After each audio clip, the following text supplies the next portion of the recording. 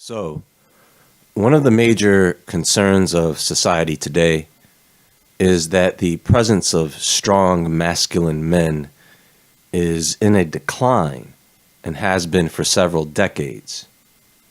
And the first thing we have to do is to find out if this is actually true. Is that in fact the case in today's world?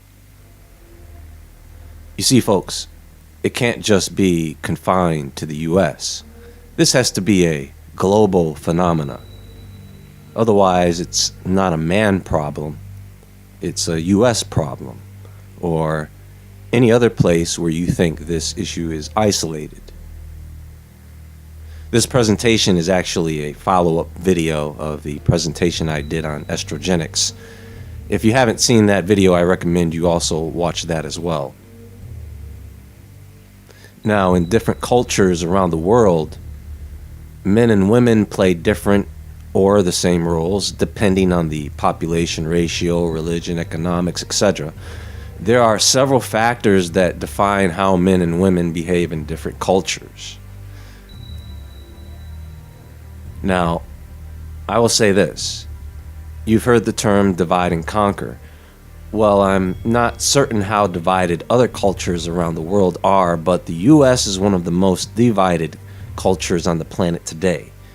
There are people who are born here in America who think they are from other cultures. So, the culture here, I should say, is every man, woman, and child for themselves. And because everyone has their own personal culture, there is no model man. There is no model woman for that matter. But I'm saving that for another video coming up. So what I want to point out is that whatever is happening to men in first world or Western nations, like the US or in other countries around the world, it is by design. You see, the truth is, folks, that it's not some other nation that wants to weaken men here in the US or anywhere else so that they can take over. No. It's dark entities that want to weaken men in general so they can take over the world.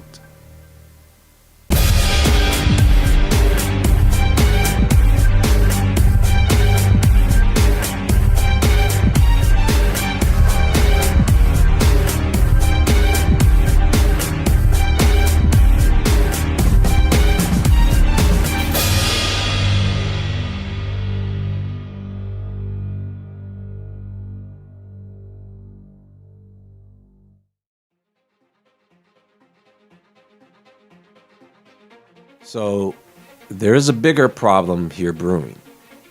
You have to have depth of vision to see it. The beast system is arriving. And within that system, there is very little room for fighting back. There is going to be very little space for standing up for what you believe in, if it is tolerated at all. That is, if you are not in agreement with the system, of course. First of all, to be masculine means to have attributes, qualities, or an appearance that is traditionally associated with men. So let's address the issues that other people have been addressing. First, there is the lack of male role models or fathers in the home, which many feel is contributing to the weakening of men in our society as they grow older. US has world's highest rate of children living in single-parent households.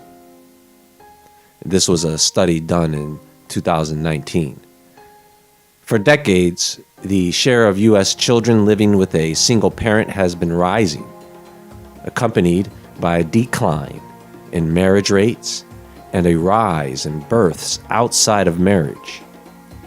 A new Pew Research Center study of 130 countries and territories shows that the US has the world's highest rate of children living in single-parent households.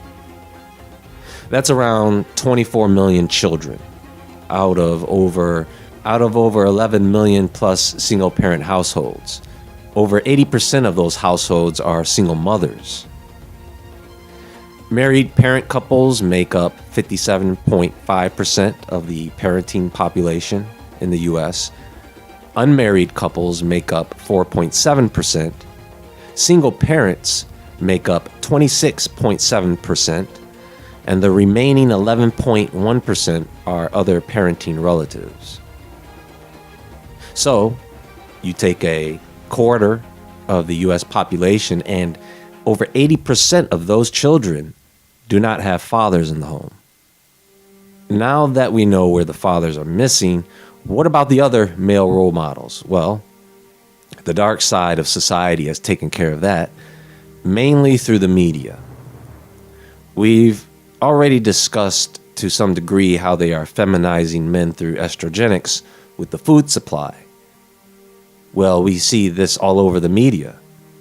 Men are stupid, men are toxic, they only want one thing, who needs them? They are constantly rendered as more of a problem.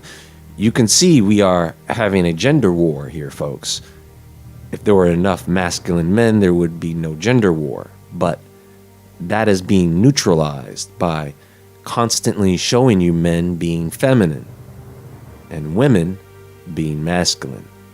So, people no longer get into relationships, they get into competitions.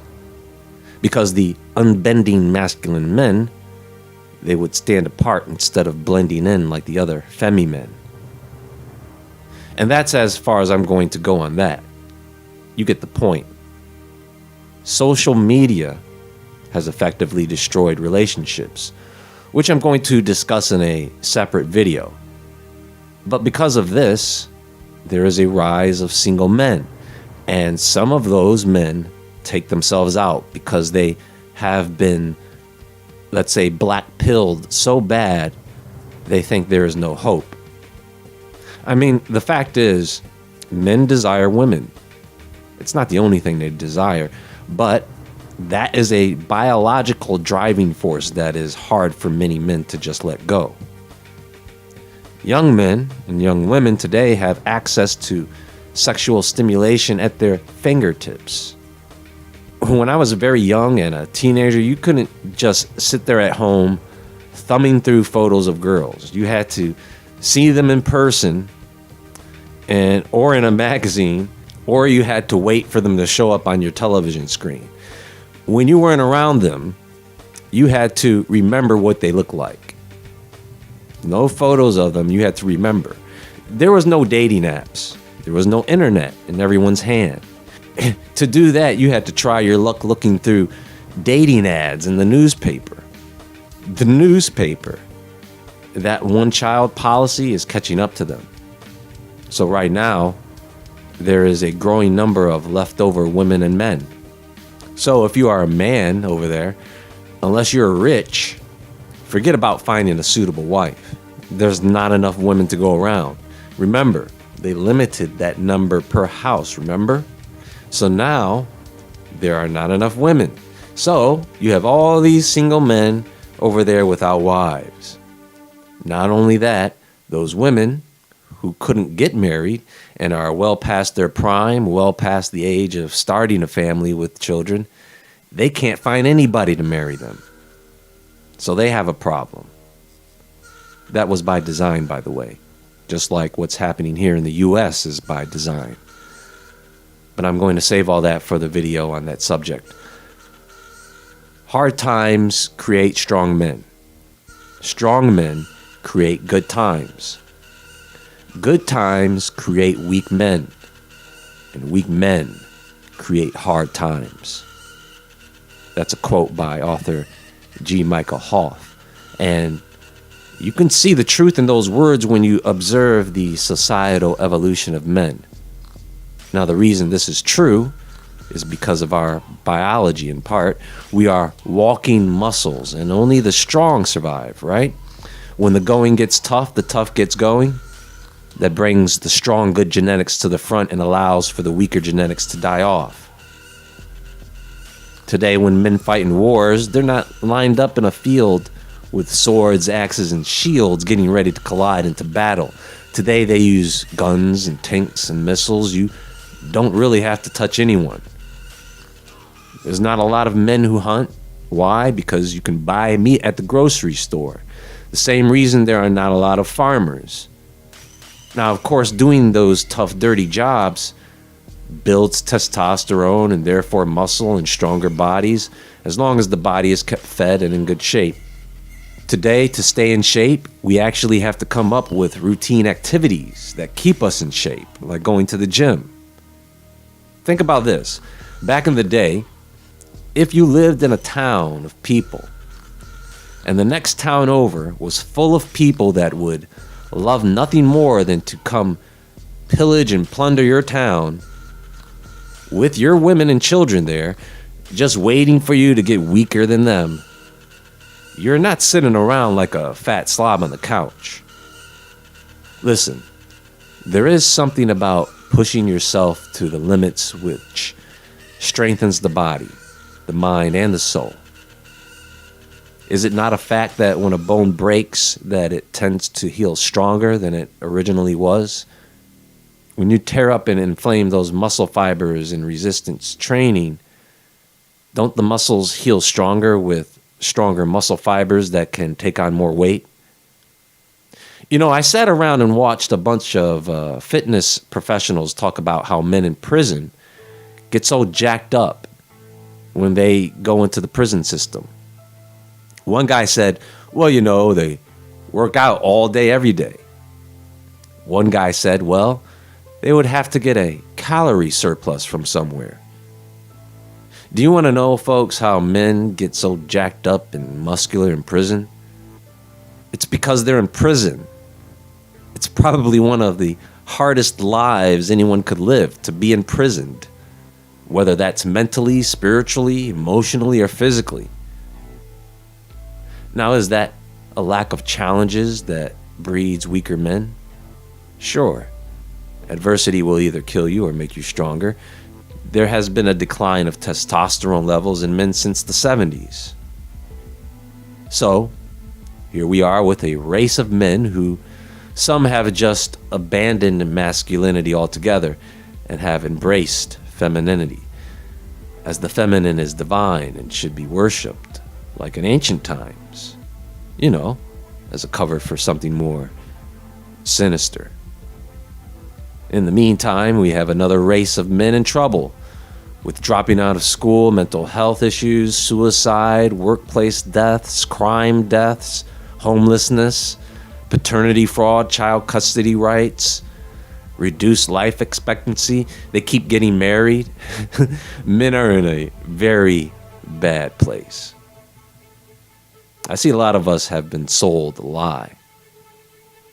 And all the key to maintaining your masculine frame, gentlemen, is an abundance mind frame. You fall into your feminine when you feel like you are lacking something. Trust me. That's all for now, but we will continue this discussion as I move into another subject that is related, so stay tuned for that, folks. Be sure to visit woodwardentertainment.com and the Woodward Entertainment Store. I am still working on updates for those platforms, and I do appreciate your patience regarding that. You can also follow me on Instagram at JAEWoodward. Everyone have a wonderful day. And until next time, friends, stay awake, stay aware, stay safe, and I'll talk to you all soon.